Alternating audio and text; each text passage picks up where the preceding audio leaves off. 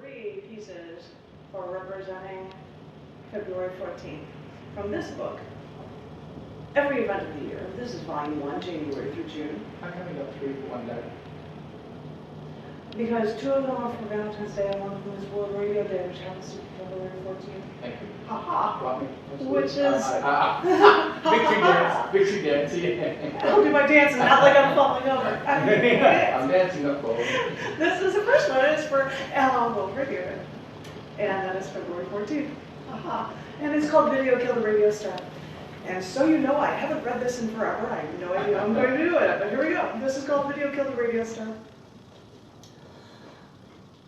Living in rural Pennsylvania years ago, even before the internet or cable TV, he hooked up wires with his old radio so that he could hear and get signals from WGN and hear the Chicago Bears football game. One night when I was little, when I was supposed to be in bed, sleeping, I heard on the radio that John Lennon was shot and killed. I knew it before my family read it in the Chicago Tribune the next morning. As I grew up, I loved listening to the radio. I couldn't afford to buy all that vinyl with no allowance, so it was the coolest thing to be able to hear new releases for free, right down to dance tracks mixes on the weekends. After moving to the northernmost edges of Chicago proper, I called one of the most popular Chicago AM radio stations because the DJ had art in my lit mag, and we talked poetry on and on the air. Over the years, I have read poetry on the radio. I have been interviewed and have sung songs on radio stations across the country.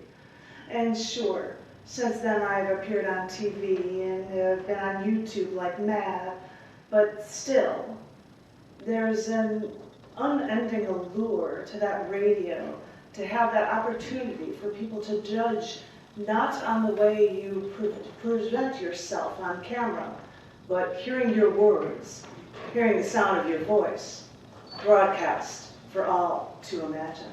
That's true. That's true. You know, you've got a great face for radio. Yeah, you've got a great face for radio. And sorry to talk about loving old things. A friend of mine, and I'm going to interject and say this, was texting me last night saying, just out of curiosity, did you ever do anything at WEFT radio? Because he was a DJ there. And I'm like, duh, I was there with Mom's Favorite Bass with my band. And in fact, at least one of the tracks of our CD, the demo tapes, is from playing at your radio station. Yeah, we were there. It was all we did. He's like, you're kidding me. Oh my gosh, I remember back in the day how you would always work in the dark room and do stuff. And I'm like, and I just pulled out from my things. I'm like, I had a portrait of him that I took painted emulsion, and I painted it on like this rice paper. And I had printout, and I'm like, hey, does this ring a bell? And I just texted that over to him. He's like, that was the most amazing thing to feel on the page. Because I just did it like paintbrushes on the edges, you know, and it was a photo of somebody. How can you text an image? Pardon me? Can you text an image? You can attach an image to a text, yes. And I apparently left my phone over there, so I can't show it. That's all right. Yes. But he was like, that was just an amazing thing that you were able to do all of that stuff back then. And actually, you're still doing amazing stuff. I'm like, that's really, really nice to hear a compliment about something that I did so old. Taking painting emulsion on a paper and making prints out of it. I remember you were talking about that, and that just went over last night. I'm like, and I think I wrote back to him, I'm like, I think I'd like to keep you in my front pocket so I can just pull you out whenever I get a compliment paid. That's the nicest thing to hear. Thank you so very much. But now I've got 2 about Valentine's Day. This one is so entertaining, you're just gonna love it. It's called the 14th. Grade school, lace and construction paper cutouts, mimicking our hearts with school glue, a 64 pack of crayons, a doily, perhaps, and a child's scribblings, be my Valentine. The beginning of every cold February, the classes of children were taught to make enough little hearts for everyone so that no one will be disappointed, so that everyone could be your Valentine. Nonetheless, one little child's construction paper mailbox come February 14th always had less than everyone else's. And then it gets easier as the years go on. Mummies buy little packs of Valentine cards for their children to sign and give away to all the little children at school. Saves them from having to make all those cards. The glue and the glitter and the cutouts are messy. Every 14th, second month when I was little, I remember Daddy bringing heart-shaped boxes home for all of his girls, myself, my sister, my brother. And I can remember Mother now, her candy box on the ironing board, thanking him once again for the lovely gift. And so it goes. And then the card shops get fuller this time every year. Husband saying, "My wife will kill me if I don't get her a card," or young women complaining, "My boss told me to get a card for his wife." And the flowers seem the same, don't they? Carnations arranged in a big ball atop the little baskets. Red, yellow, pink, lovely. All the adornments of the holiday. Don't stop short of the best. A girlfriend said to me that she's sure that boyfriends break up with you in the beginning of February so they don't have to buy you anything, so they don't have to say they love you. Last year, I spent Valentine's Day taking those chalky little hearts with messages on them and scribbling my own on the back. Screw you. Go away. Leave me alone. I never liked the taste of those candies anyway. And the Valentine's Day party, where all of the single people are thinking, please give me someone to go home with. Don't let me be alone tonight. And the women getting lonely, and the married couples arguing, and the suicide rate going up. And the woman looking at the carnations on her dining room table, holding a card in her hand that says, "Love, Jake," wondering why she doesn't feel any good yet.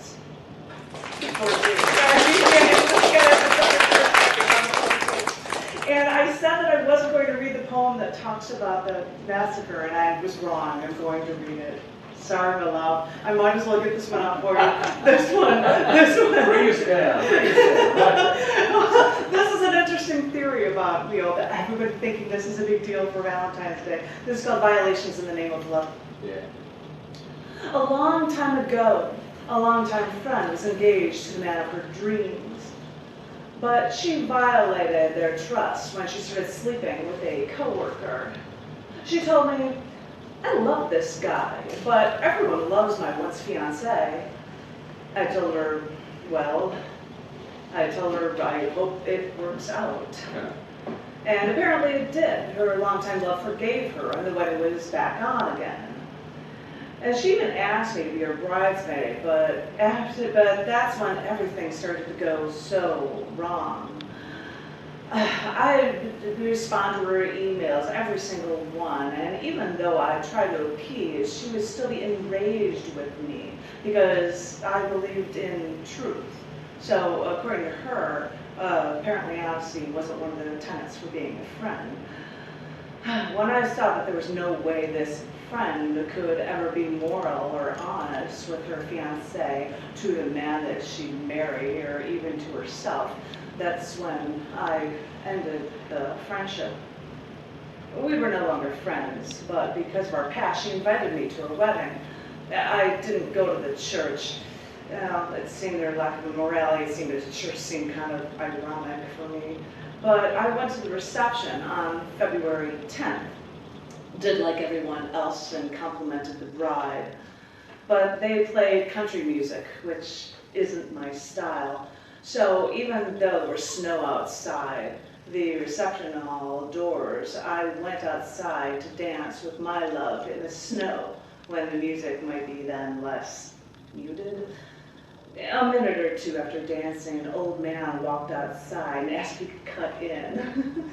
My love smiled, and I was touched that a stranger saw us from the hall and joined in the snow for a dance. In the name of love, these two once lovebirds chose a wedding date that was close to Valentine's Day.